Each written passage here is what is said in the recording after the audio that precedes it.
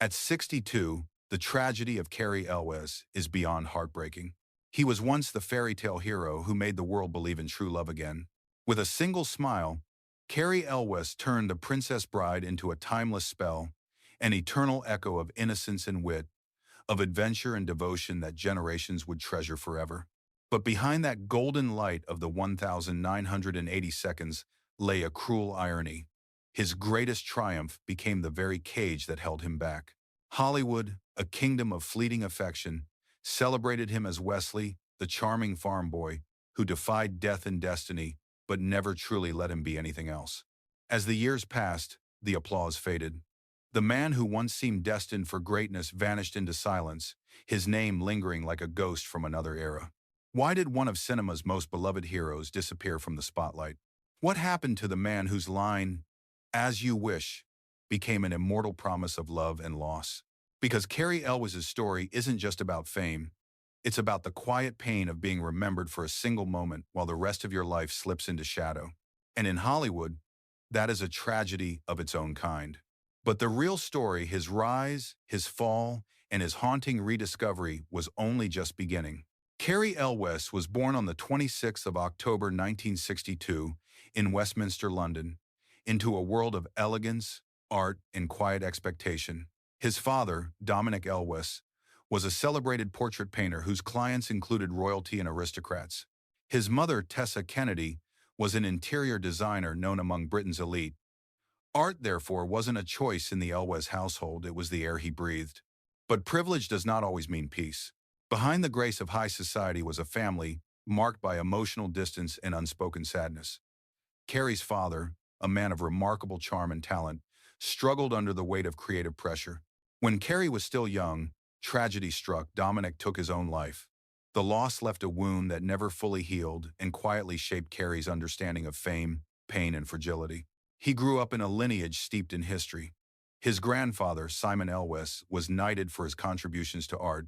His uncle, Lord Brooke, served as a member of British Parliament. Cary, the youngest of three brothers, inherited not only the looks of his noble bloodline but also its quiet melancholy. Educated at the prestigious Harrow School, the same institution that molded Winston Churchill, Cary found solace not in politics or power, but in performance. His teachers noticed a rare quality in him, a stillness that drew attention even in silence. Acting became his refuge, a way to inhabit other lives and momentarily escape his own. By his late teens, he crossed the Atlantic, chasing a dream that felt both inevitable and impossible. He trained at the London Academy of Music and Dramatic Art, and later, the Lee Strasberg Theatre and Film Institute in New York, fusing classical discipline with American emotional rawness. It was an unusual combination, a British gentleman sculpted by Hollywood's chaos. His early career was modest, marked by fleeting appearances in small British dramas. Yesterday's Hero 1979, Another Country 1984. Yet there was always something about him, that soft confidence, that elusive glimmer in the eye. Directors began to notice. Cary didn't need to demand attention, he simply had it. And then came a call that would forever alter his destiny. A low-budget fairy tale, adapted from a novel few had read and directed by a man known for comedy, was searching for its leading man. It wasn't expected to be a blockbuster, but for Cary Elwes, it was the moment the universe had been quietly preparing him for. In 1987, he became Wesley the farm boy, who became a legend. The Princess Bride wasn't supposed to be a masterpiece. The studio didn't even know how to sell it. But the film defied logic, aging like fine wine, its dialogue etched into the culture like scripture. And Cary Elwes, with his golden hair, disarming wit, and that impossibly sincere gaze, became immortal overnight. Yet immortality, as it turns out, can be a cruel gift. Because what happens when the role that defines you also traps you? Cary Elwes' childhood unfolded like a portrait painted in muted tones, beauty on the surface but shadows beneath. Born into privilege, he lived in a house where creativity wasn't simply admired, it was demanded. The Elwes family carried art like a crown, and every generation seemed destined to create something eternal. His grandfather, the acclaimed portraitist Sir Simon Elwes, captured the faces of kings and generals. His father, Dominic Elwes, inherited that same gift. Dominic was known for his wit and his bohemian charm, a man who could paint aristocrats by day and drink with poets by night. Cary adored him. Yet beneath the elegant chaos of London's art scene, Dominic fought a silent war with depression and disillusionment. Cary was just 12 when that war reached its devastating end. His father's suicide in 1975 shattered the family's golden veneer. It wasn't just a loss, it was a fracture in the foundation of Cary's world. He rarely spoke about it publicly, but in later interviews, his words carried the ache of someone who learned too early that beauty and sorrow are often inseparable. He once said, "You can't really understand someone's art until you understand their pain." And perhaps that's what he inherited most from his father. Not talent, but empathy. A sensitivity that would become both his greatest strength and his quiet curse. After Dominic's death, Cary's mother, Tessa Kennedy, tried to preserve a sense of normalcy, but grief has a way of echoing through generations. Tessa herself was no stranger to drama, a bold, independent woman who once eloped with Dominic against her family's wishes, defying the social conventions of their aristocratic world. Her resilience became a kind of armor for her children, but Cary's tenderness often left him exposed. At Harrow School, one of Britain's oldest and most prestigious institutions, Cary was surrounded by sons of politicians, nobles, and magnates. He didn't quite fit the mold. He was polite, yes, but introspective, almost too gentle for a place that prized competition. What set him apart wasn't rebellion, but imagination. While others boasted of lineage or wealth, Cary slipped into theater roles, finding freedom in becoming someone else. He once described the stage as a sanctuary of permission, a place where he could channel grief without apology. When he performed, the pain of his father's loss transformed into something luminous, something alive. By his late teens, Cary's path seemed inevitable. England was too small, too heavy with memory. America reckless, vibrant, cinematic called to him. He crossed the Atlantic and enrolled at the London Academy of Music and Dramatic Art, then later at the Lee Strasberg Theatre and Film Institute in New York.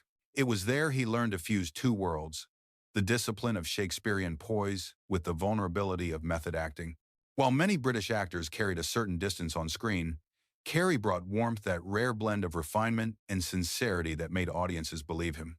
His earliest film work was humble. A blink and you'll miss it appearance in Yesterday's Hero, 1979, a supporting role in Another Country, 1984, alongside Rupert Everett and Colin Firth. Yet even in those brief moments, directors saw what was coming, a quiet electricity. Cary didn't act like he was performing. He listened, reacted, breathed. That subtlety, that emotional stillness, would become his signature. And then fate, with its strange sense of timing, placed him at the center of one of cinema's most unexpected miracles. A low-budget fantasy film, a strange blend of fairy tale, parody, and adventure, needed a young man who could duel, charm, and still make an audience believe in love. They wanted wit, but not arrogance. Heroism, but not ego. Hollywood wasn't thinking of Cary Elwes until Rob Reiner saw him. The audition was short, almost casual, but in that moment, Cary's mixture of grace and humor, that slight smirk, that sincere glint, made the impossible seem effortless. Reiner knew he'd found his Wesley, and when The Princess Bride premiered in 1987, the world met Cary Elwes as if for the first time. He wasn't just playing a hero, he was one. But what no one could have predicted was that this fairy tale, for all its magic, would also be the spell that trapped him for decades to come.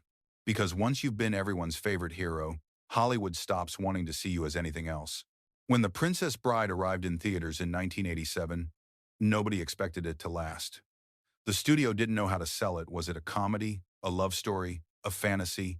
Even Cary himself assumed it would quietly vanish after a few months. He didn't even tell friends he was in it. But Hollywood's strangest miracles are often born of doubt. The film slowly bloomed like a secret whispered across the years. Through home video, cable TV, and word of mouth, The Princess Bride became an anthem for dreamers and misfits. People memorized every line, from inconceivable to as you wish. Cary Elwes became a symbol, not just of romance, but of something rarer. Sincerity in a cynical world. He had the face of a classic leading man, the heart of a poet, and the comic timing of someone who never took himself too seriously. Critics compared him to Errol Flynn, that effortless, swashbuckling elegance Hollywood hadn't seen in decades. Yet for Cary, that crown came with invisible thorns. Because Hollywood doesn't know what to do with fairy tales once the credits roll. After The Princess Bride, Cary should have soared. Instead, the industry hesitated. He wasn't American enough for mainstream blockbusters, nor brooding enough for action thrillers. He was too refined for slapstick, too funny for tragedy. Cary Elwes was a man between worlds. Still, he worked. His next chapter was a study in versatility. In 1989, he joined the powerful Civil War epic Glory, standing shoulder to shoulder with Denzel Washington and Matthew Broderick. As Major Cabot Forbes, Cary traded charm for quiet gravitas, a man torn between honor and moral awakening. It proved he wasn't just a romantic figure. He could hold his ground in serious drama. The following years unfolded in waves. In 1990, he raced alongside Tom Cruise in Days of Thunder, playing the cocky rival, a rare chance to flex arrogance instead of grace. Then in 1992, Francis Ford Coppola cast him in Bram Stoker's Dracula as Lord Arthur Holmwood, the embodiment of Victorian virtue amid Gothic madness. The film's lush visuals and operatic chaos gave Cary a chance to show restraint against the storm. He slipped into comedy with the Mel Brooks spoof Robin Hood, Men in Tights 1993, delivering one of the film's immortal lines. Unlike some other Robin Hoods, I can speak with an English accent. The joke worked because it came from him, the perfect blend of parody and authenticity. Audiences laughed, critics smiled, and for a moment, it seemed he'd found his rhythm again. But underneath the applause was a quiet truth. Cary Elwes was becoming Hollywood's favorite, almost, always charming, always reliable, but never essential. He was the man you brought in when you needed grace, humor, or a twinkle of nostalgia, but never the man you built a film around. By the mid-90s, his career had drifted into supporting roles. In Twister, 1996, he played Jonas, the sleek, corporate storm chaser, the foil to Bill Paxton's rugged hero. It was a blockbuster, but not Cary's victory. He was there to lose. Then came Liar Liar 1997, where he played the steady, decent boyfriend opposite Jim Carrey's chaos. Again, likable, grounded, but designed to fade behind louder performances. The irony was cruel. The man who once embodied fantasy now found himself stuck in reality, the kind Hollywood doesn't celebrate. He wasn't scandalous, controversial, or broken enough to make headlines. He was simply good.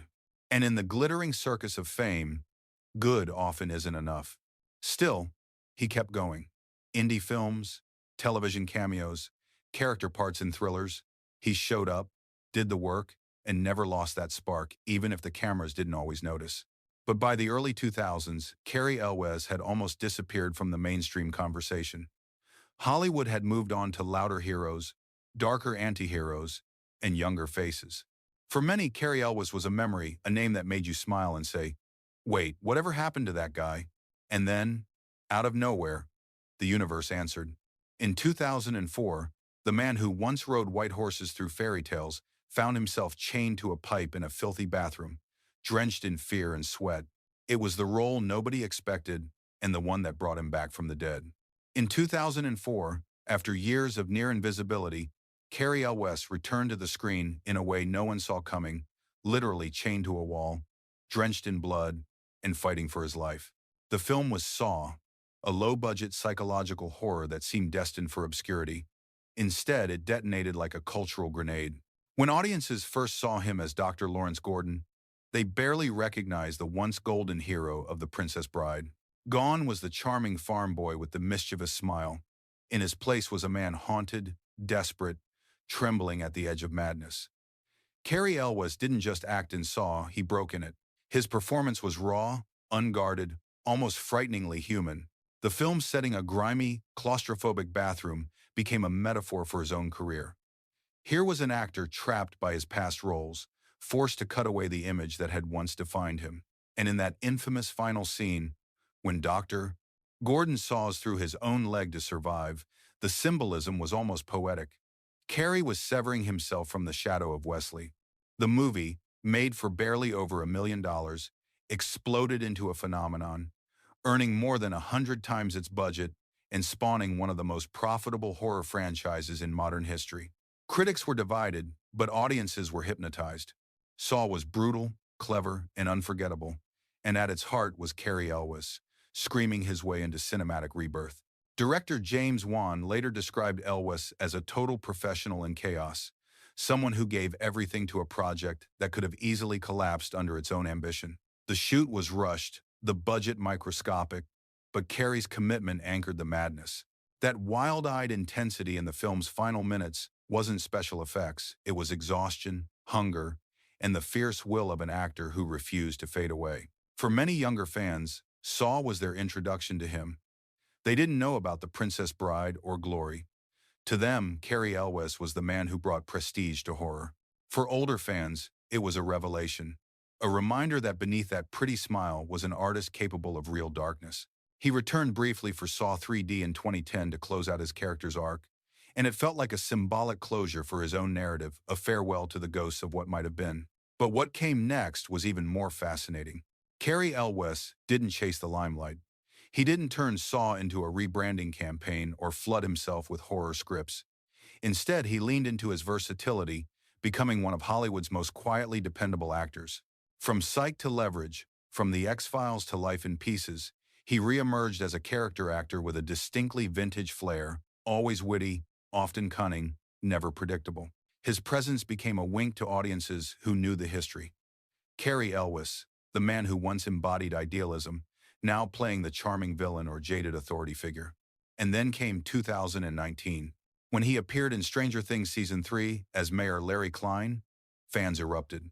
Here was Cary Elwes, now grayer but still magnetic, stepping back into pop culture's bloodstream.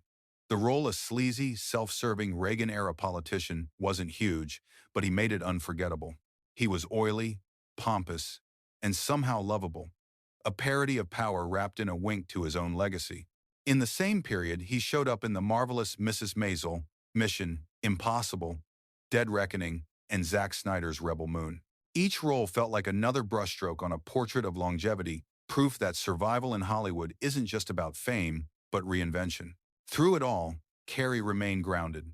Married to photographer Lisa Marie Kurbikoff since 2000 and a devoted father, he stayed far from the scandals that devour so many stars. Fame, for him, was no longer the pursuit, it was the echo.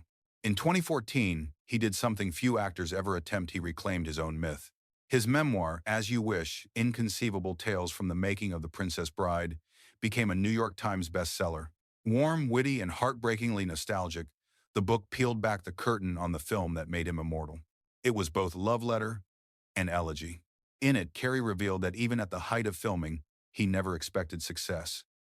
"We made it for the joy of it," he wrote. "We had no idea it would follow us forever." And follow him it did. For all his other roles, his thrillers, comedies, horrors, and cameos, The Princess Bride remains the orbit of his universe. But unlike the ghost that once haunted him, Cary now carries it with pride. Time has transformed what once felt like a cage into a crown. He is no longer the young swashbuckler trapped by nostalgia. He is the elder storyteller, the keeper of an era's magic. And that, in Hollywood, is a kind of immortality that no franchise, no sequel, no marketing campaign can ever manufacture. Cary Elwes didn't conquer Hollywood the way others did. He did something rarer.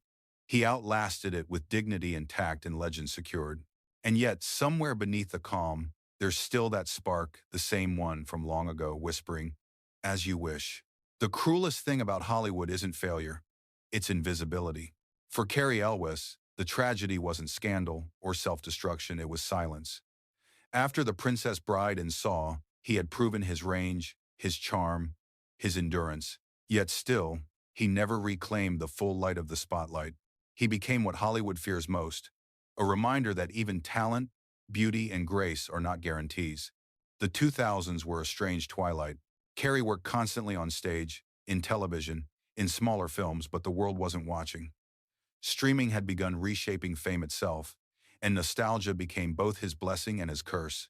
The generation that once adored The Princess Bride had grown older. New audiences remembered only fragments, memes, quotes, echoes of a fairy tale hero who never seemed quite real. And that's where the heartbreak lies. Cary Elwes was real. Flesh, bone, heart, and still very much trying to be seen beyond the myth. In interviews from that era, his humor never faltered, but there was a melancholy underneath. He once said half-jokingly, "If you're remembered for one role, it's both the best and worst thing that can happen to you." That's the cruel paradox of Hollywood legend, to be frozen in time by a performance so perfect, no one lets you live beyond it. There were near misses, roles lost to bigger names, projects that collapsed in pre-production, scripts that promised revival but never found financing. He appeared in a stream of television guest spots that showcased his wit, but each time, it felt like the industry was whispering, "We love you, Cary, but not too much." While others reinvented themselves with reboots, controversies, or reinventions, Cary's weapon was consistency. Yet consistency doesn't make headlines, it only quietly sustains. Behind the camera, he endured something more profound: the weight of his father's shadow. Dominic Elwes had been celebrated in his time, but also crushed by expectation, by the unbearable pressure of living up to talent. Cary had spent a lifetime outrunning that ghost, but in his quieter years, he began to feel it catching up. The tragedy wasn't public, it was internal. Fame had given him everything his father never had: recognition, money, reverence. But it had also stolen something vital: peace. Hollywood's memory is short, and by the late 2010 seconds, Cary had become a name that floated at the edge of cultural memory, cherished but distant. Then Stranger Things briefly reignited the light. For a few months, his name trended again. Fans rediscovered him.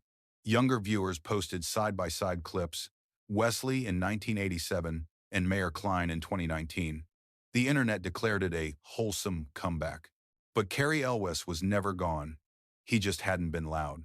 He preferred life off the grid, a home filled with books and quiet joy. He rarely attended Hollywood parties, rarely courted the tabloids. His marriage remained intact, his reputation untainted. In a world of public meltdowns and viral feuds, Cary's mystery became his rebellion. Still, there was something wistful in the way he spoke of the past. During a 2014 interview promoting his memoir, a journalist asked if he'd ever grown tired of hearing, "As you wish." Cary paused, smiled softly, and said, "Never. Because every time someone says it, I know they're really saying they remember." That line, simple, gracious, heartbreaking, summed him up. He was not the man who vanished. He was the man who refused to chase what was gone. The tragedy wasn't in his decline, it was in the world's forgetfulness. In recent years, he's appeared in films like Operation Fortune and The Ministry of Ungentlemanly Warfare, roles infused with the same British wit that once made him famous. Watching him now feels like meeting an old friend again. The posture more measured, the eyes wiser, but the light still flickering behind them. And yet one can't help but wonder how differently his story might have unfolded had Hollywood not confined him to its idea of what he should be. If Cary Elwes had been born in another era, say, the 1940 seconds, he might have stood alongside Grant, Stewart, and Flynn. But in the noisy machine of modern cinema, subtlety rarely survives. His tragedy, then, isn't one of destruction, but erasure. Not a fall, but a slow fade. Still, within that fading light lies something hauntingly beautiful: endurance. The quiet dignity of a man who never needed to burn the brightest, only to never go out. And in that way, Cary Elwes became something rarer than a star. He became timeless. By the time Cary Elwes entered his 60s, something remarkable had happened: not a sudden comeback, not a viral moment, but something quieter, wiser: acceptance. He no longer chased stardom. He curated it. While other actors fought to stay relevant in an industry obsessed with youth and algorithms, Cary leaned into what made him unique: timelessness. He began choosing roles not for fame, but for flavor, for curiosity. Whether it was a wry cameo in a Netflix thriller, a dignified intelligence officer in Operation Fortune, or a scheming aristocrat in the Ministry of Ungentlemanly Warfare, every performance felt like a small act of defiance. Hollywood had moved on, but Cary Elwes had endured because he understood something most never learn. Longevity isn't about staying visible, it's about staying true. He often says he owes his sanity to his wife, Lisa Marie Kurbikoff, and their daughter. Away from the red carpets and cameras, he became a family man, a storyteller at home rather than on set. There are no scandals attached to his name, no viral meltdowns or bitter tell-alls, just a steady rhythm of work, art, and gratitude. Still, he never abandoned the myth that made him.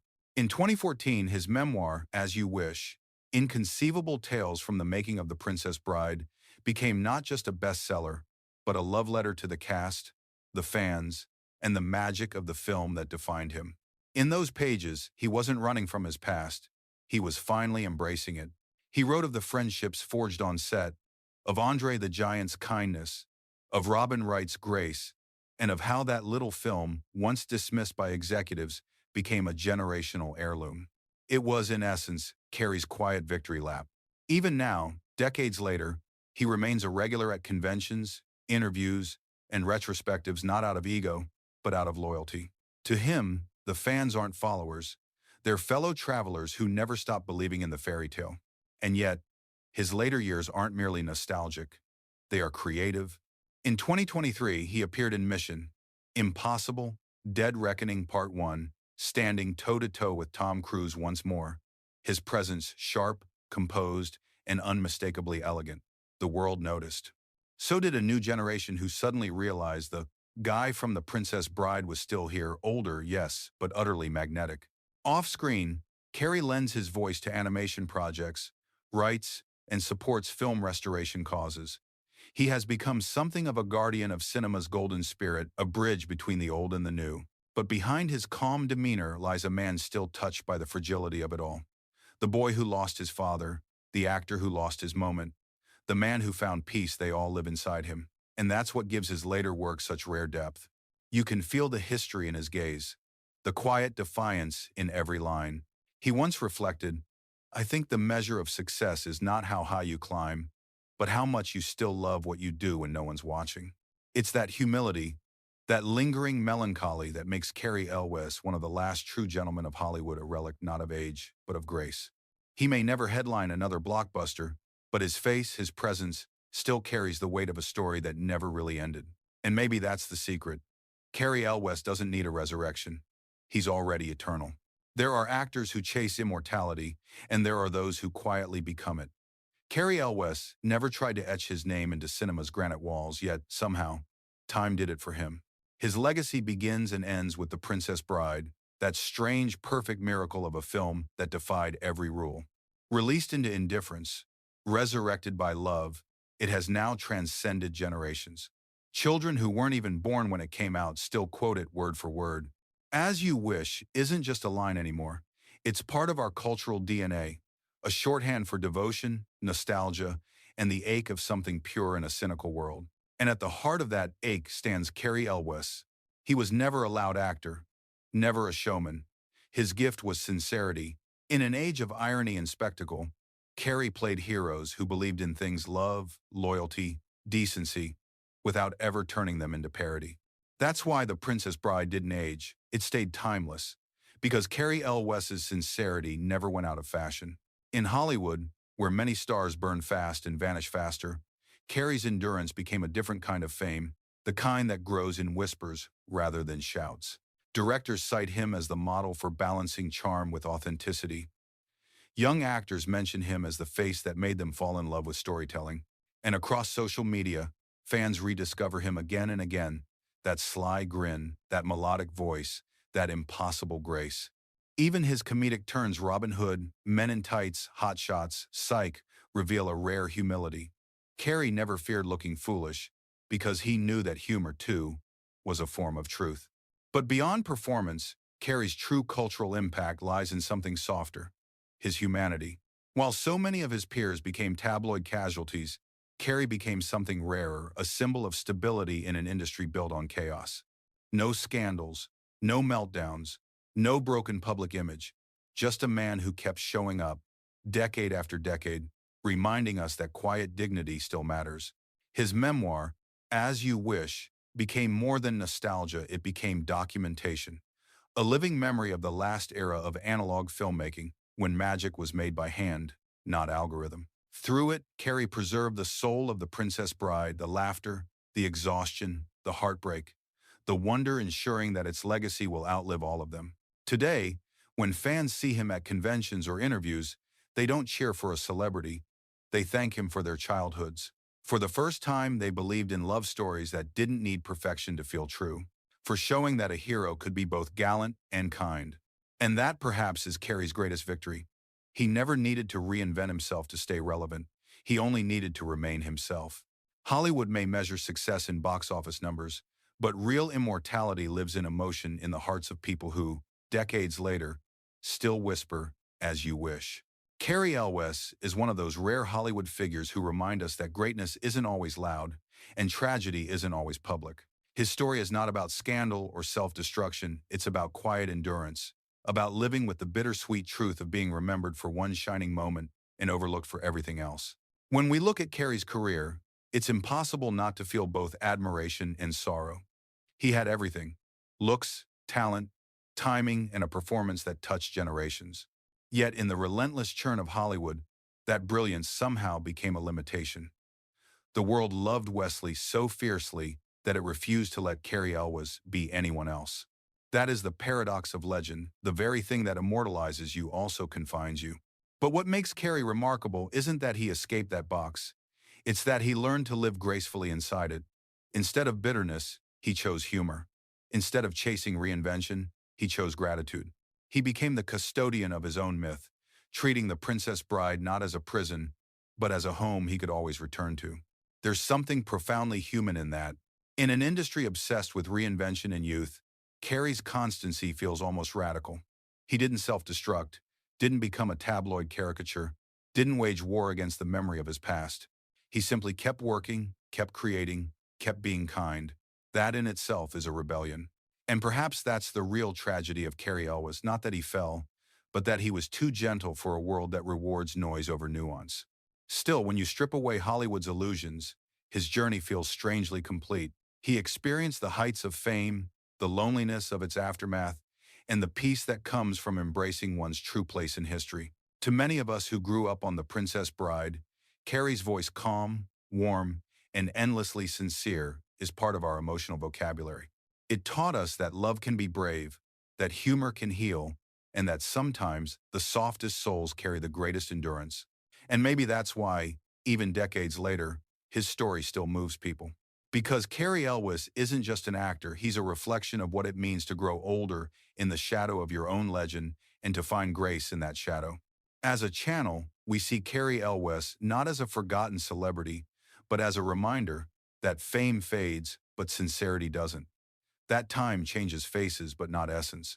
That a single line, as you wish, can outlive everything else and still sound like a heartbeat. The strange beauty of Cary Elwes' story is how quietly it unfolds.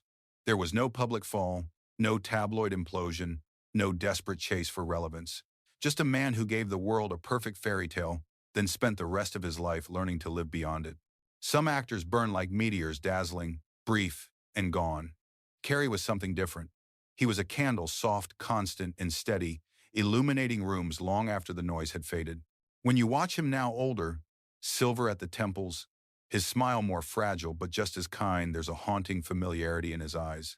It's the same look Wesley gave Buttercup in that final scene, the look of a man who has seen sorrow and still chooses tenderness. He never became the Hollywood titan people expected, but maybe that was never the point. His journey wasn't about dominance, it was about endurance. About how one performance, born in a strange, uncertain little film, can ripple through decades and live forever in the hearts of those who believed in its magic.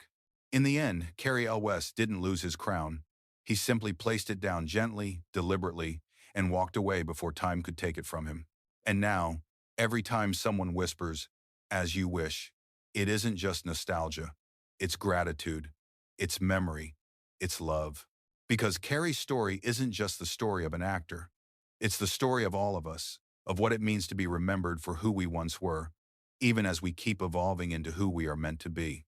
Somewhere in that soft intersection between fame and fading, Cary Elwes found something most never do: peace. And maybe that's the most beautiful kind of ending. Not triumphant, not tragic, just quietly true. Some stories were never meant to be known, but now, you know.